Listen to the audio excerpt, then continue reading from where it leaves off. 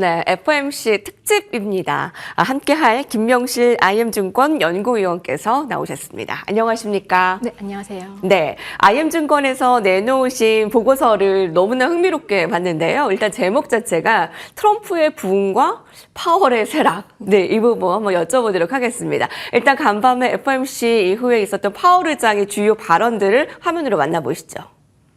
At today's meeting, the committee decided to maintain the target range for the federal funds rate at 4.25% to 4.5%. Looking ahead, the new administration is in the process of implementing significant policy changes in 4 distinct areas: trade, immigration, fiscal policy, and regulation. It is the net effect of these policy changes that will matter for the economy and for the path of monetary policy. In considering the extent and timing of additional adjustments to the target range for the federal funds rate, the committee will assess incoming data, the evolving outlook, and the balance of risks. We do not need to be in a hurry to adjust our policy stance, and we are well positioned to wait for greater clarity. 네, 김명실 위원님의 그 보고서에서 동결 결정보다 더 중요한 것은 차기 FOMC에서 연준의 스탠스 변화를 예고하는지 여부다라고 얘기해 주셨거든요. 이번에 그게 나왔나요? 네, 표면적으로는 예고가 안 됐죠. 지난번 1월 FOMC랑 동일하게 3월 FOMC에서도 정확한 금리나 시점에 대한 직접적 언급은 없었습니다. 다만 저희가 이번 FOMC에서 주목해서 봐야 될 재료가 몇 가지 있는데요. 첫 번째로는 QT의 축소 이슈가 있을 것 같고요. 두 번째로는 성장률 전망치의 하향 조정일 것 같습니다. 아시다시피 QT 축소는 지난 1월 달 FOMC 의사록을 통해서 알려졌듯이 위원들 간의 논의도 있었고 최근에 미국 재무부의 TGA 잔고가 급격하게 줄어든 점을 고려했을 때 시장에서도 QT 축소랑 관련된 언급들이 나올 것으로 예상을 했었습니다. 다만 축소 규모가 생각보다는 파격적이었어요. 월 250억 달러에서 국채 기준으로 월간 50억 달러로 크게 축소가 되면서 사실상 QT 축소를 시작으로 연준이 차기의 금리나 행보에 나설 수 있다라는 기대감들이 커지고 있습니다.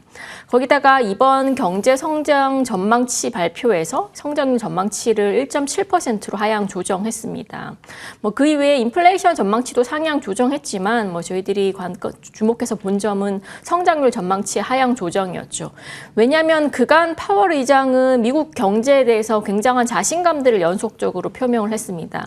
그러다 보니까 트럼프랑 다르게 파월 의장은 너무 신중한 거 아니냐, 너무 조심스러운 거 아니냐 이런 시장 얘기들이 컸었죠. 미국 국채금리도 마찬가지로 파월 의장의 발언보다는 트럼프 대통령과 미국 재무장관의 발언 등에 더 집중하면서 금리가 하락하는 흐름들을 보여왔는데 이번 3월달 FOMC에서는 그래도 1월달 FOMC와 비교해서는 상당히 시장 친화적인 발언들이 조금 많았다라고 보시면 되실 것 같습니다. 사실 경제 성장률이 이제 하향됐고 인플레이션 물가 상승률이 상향되었기 때문에 이 부분에 우려감이 컸는데 시장에서는 오히려 좀 시장 친화적인 것에 더 의미를 뒀네요. 그거는 똑같은 뉴스를 두고 반응을 우호적으로 해서 정말 다행인 것 같은데 일단 파월 의장의 그 발언 가운데에서 좀 주요하게 보셨던 게 있으세요? 일단은 기존의 성장 전망에 대해서는 1월달 FOMC에서는 고용과 인플레이션이 연준의 목표치에 이제 근접해 간다. 연준의 목표 달성을 얼마 남지 않았다. 이런 발언들이 쭉 있었는데 이번은 경제 성장률 전망치에 대해서 불확실성들을 더 많이 언급을 했었어요. 그러다 보니까 성장률 전망치 하향 조정도 있었던 거고 아시다시피 트럼프 관세 정책이 4월 달부터 시행되다 보니까 여기에 대한 불확실성을 인플레이션보다는 성장에 대해서 조금 더 가중치를 두지 않았냐로 해석을 할 수가 있을 것 같습니다. 다만 이제 점도표는 변화가 없었죠. 올해도 2번 정도 금리 인하를 하고 내년에 또 2회 정도 금리 인하를 한다. 이 기존 점도표 수치가 그대로 유지가 됐는데 사실상 이 부분도 저희가 납득 가능해요. 왜냐하면 4월부터 쭉 시행될 트럼프 관세 정책이 가져다주는 파급 효과를 지금 당장 해석하기는 굉장히 어렵다는 거죠. 결국에 올해 하반기에 미국 경제의 경로가 생각보다 괜찮을지 아니면 기존 예상보다 더 망가질지에 따라서 뭐 내년도 점도표 전망치는 얼마든지 수정이 될 수 있는 부분이라서 일단 올해까지는 불확실성 때문에 조금 보수적으로 가겠다라는 뉘앙스는 유지하되 내년도 성장과 뭐 내년도 물가에 대해서는 우려감들을 더 깊게 표명을 하면서 뭐 시장에 대한 여지를 조금 두지 않았냐라고 생각을 하고 있습니다. 뭐 그런 것들 때문에 미국 국채 금리도 반응을 했습니다. 드디어 미국 국채 2년물 금리가 장중에 4% 아래로 떨어졌고요. 10년물도 마찬가지로 하락폭이 가세히 커지는 모습들이 나왔죠. 4.20%까지 떨어지면서 약 4bp 정도 하락을 했었는데, 뭐 그동안 연초부터 트럼프 정부에서 이제 재정 정책 관련 발언들을 연이어서 하고, 뭐 미국 10년물 국채를 컨트롤하겠다 이런 발언들을 하면서 채권 시장들을 움직여 왔다면 이번 3월달 FOMC에서는 QT 축소 카드와 그리고 더불어서 경기에 대해서 이전 대비 조금 보수적인 뭐 경기 둔화에 대해서 조금 더 프라이싱을 하는 파월 의장의 발언들로 스탠스가 바뀌다 보니까 미국의 단기물 금리가 같이 내려가지 않았냐라고 생각을 좀 해볼 수가 있을 것 같습니다. 앞서 그 월가이드에서도 이한경 의원님이 이번에 FOMC에 뭐 딱 한마디로 정의를 한다면 불확실성 증대 이렇게 표현을 해줬거든요. 그런데 위원님도 좀 비슷한 말을 해주시는 것 같아요. 다만 트럼프 대통령 관세발 인플레이션은 일시적일 것이다라고 좀 파월 의장이 좀 안도감을 주었던 것 같은데 이 관세발 그 스태그플레이션 실제로 정말 괜찮은 걸까요? 일단 경제 성장률 전망치가 이제 하향됐기 때문에 스태그플레이션에 대한 우려감은 오늘 증시 반등했다라고 해도 쉽사리 사라지지는 않을 것 같은데요. 네, 그쵸. 뭐 폭만으로 따졌을 때는 인플레이션 상승폭보다는 경제 성장률 하향폭이 더 컸죠. 0.3%포인트 인플레이션이 올랐다면 성장률은 이제 0.4%포인트 정도 까였으니까 뭐 당연히 이제 관세 정책발 불확실성이 가져다주는 방향성은 정확히 예측하기는 어려워요. 성장에 더 기여할 수도 있는 거고 물가에 더 기여할 수도 있는 부분인데 뭐 작년 대비 지금 연초부터 서베이 지표들의 둔화 징후들이 관측되고 있어요. 일부 이제 소비자 관련 심리 지표들도 그렇고 뭐 결국에는 서베이 지표에서 이제 하드 지표들까지도 둔화 징후가 포착이 될지 여부가 관건이 될 수밖에 없을 것 같고요. 뭐 스태그플레이션에 대한 우려들이 있지만 결국에 연준이 6월달 그리고 하반기 정도에 추가적인 금리나 정책에 대한 확실한 액션을 준다라고 하면 어느 정도 성장 방어에 대한 목적분은 달성하지 않을까라고 생각을 하고 있고 뭐 극단적으로 생각해서 미국의 관세 정책이 뭐 상호 관세로 보복 관세 전쟁으로 확산이 된다면 이는 미국 경제뿐만 아니라 글로벌 교역량 위축까지 가져다 줄 수 있는 좀 큰 문제로 파급될 수 있는 부분들이 크기 때문에 하반기에 이 뭐 글로벌 관세 정책이 어느 정도까지 확산될지 여부는 저희가 조금 더 지켜봐야 되지 않을까라고 생각을 하고 있습니다. 뭐 다만 이제 지금 연준 FOMC 직후에 미국 선물 시장에서의 금리 인하에 대한 확률이 올해 6월달 그리고 올해 9월달 정도로 집중이 되는 모습들이 나오고 있고요. 지금 QT 감속이 이미 이제 4월달부터 시작될 거고 뭐 지금의 속도로 미루어 봤을 때는 QT 종료 또한 올해 빠르면 7월 늦어도 8월 중에는 실시될 것으로 예상이 되고 있는 상황에서 뭐 연준의 이제 완화 정책 행보에 대해서 첫 이제 발걸음을 띄었다라는 측면에서는 3월달 FOMC가 나름 의미 있지 않았냐라고 생각을 하고 있습니다. 네, 연준 푸세 의구심 속에 국채가 FOMC를 앞두고 좀 연일 상승하는 분위기였습니다. 지금 여전히 4.2%대 상황인데 트럼프가 이제 집중해서 보는 부분이기도 하고요.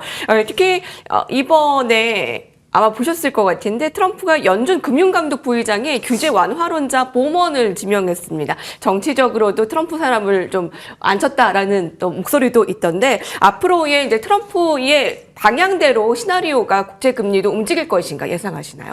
사실상 아까 말씀드렸다시피 연초부터 지금까지 봤을 때 트럼프의 금리 관련 정책 개입은 성공적이라고 생각을 하고 있고요.